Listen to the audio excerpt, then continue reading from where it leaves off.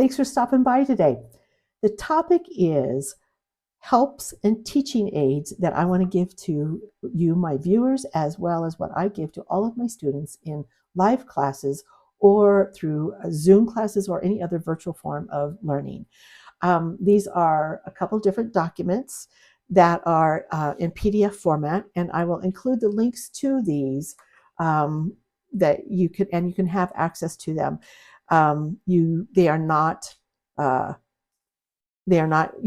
able to edit them or change them unless you have software that will allow you to modify a PDF form, but they're a jumping off place.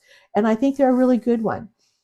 Now, this first one is tips for a great start to a Judy Niemeyer pattern. And I developed this page when I had a class of 25 beginners. They had never touched a Judy Niemeyer pattern. I had one day with them, 1 6-hour day with them, and I wanted them to get a good solid foundation. So I came up with this checkoff sheet about how to get started. And then we went from here, we expanded on that. We got them started in their organizational mode, as so that everything that they touched afterwards would fall into line and be organized and in good order for them to pick it up and go on and be able to complete the quilt. So I'm going to lay that over there for just a moment. The next one that I have is a project tracking sheet. A project tracking sheet. Now, this is something that I had a student bring to class. She's an accountant, so thank you very much, Shirley. She's an accountant, and in her happy place, in her mind, in her thinking, lists and checkoff boxes are paramount to knowing where she's at, what she needs to do, a glance at where she's already been and completed. And it was something that was very, very helpful to her. When she shared that in class, everybody jumped on board and says, oh, I want something like that. So together, Shirley and I came up with this, and she's given me full permission to pass this out as liberally as I possibly can. Well, I don't know of a more liberal way to do that than to share it and give it away for free on YouTube. It's gonna have some kind of comeback, but it's a good thing. You give what you get, or you return what you give. How's that? Maybe that's a better way to say that. But it's really important, and it helps keep track of things. What I want to do now is give you a little bit of a close-up view to these documents, and they're over on the work table. So let's go there. Okay, so back to this project tracking sheet.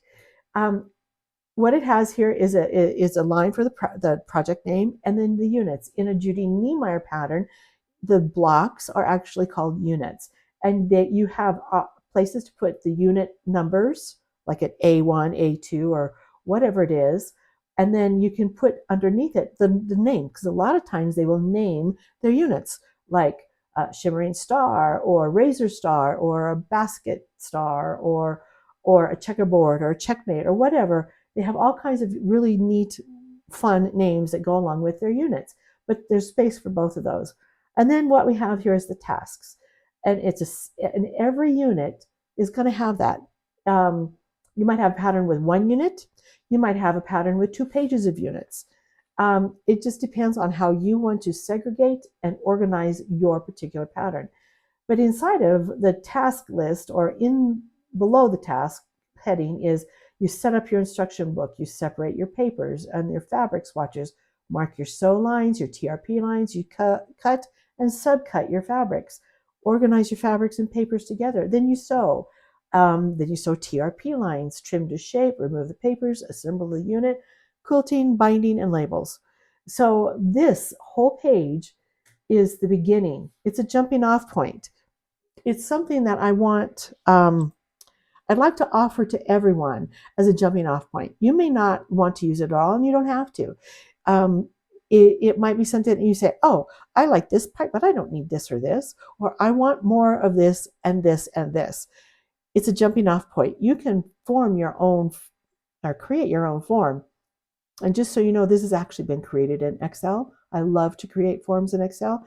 Lots of people think I'm weird, but I like it, and it makes sense to me. But it is in a format that I have worked with different, not just Shirley, but there were other comments that were made, things that I think are really important to be able to keep track of.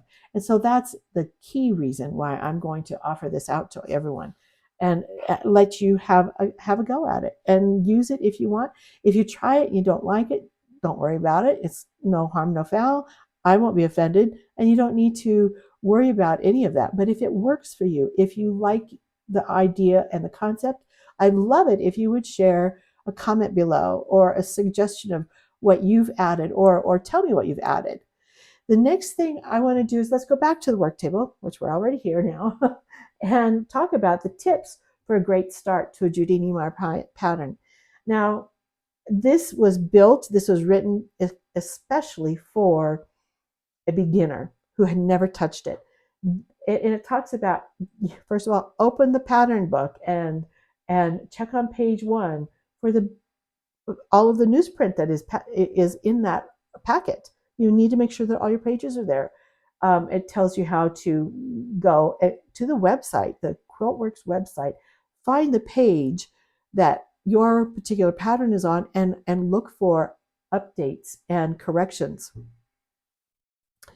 One thing that QuiltWorks does, which I think is exemplary, because I've run into many, many, many patterns, where if there's a correction and you try to ask for help from the pattern writer or the designer, and if you're ever able to actually get a hold of them, then they don't really offer any assistance in how to correct something that was written incorrectly in the pattern. It can be as little as, well, it should have been the seam placed here, or the trim line there, or whatever.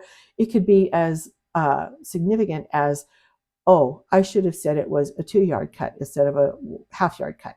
Or you only really need a third of a yard instead of a yard and a third. Typos, miss things. QuiltWorks, as soon as they find it, they post it on that pattern page.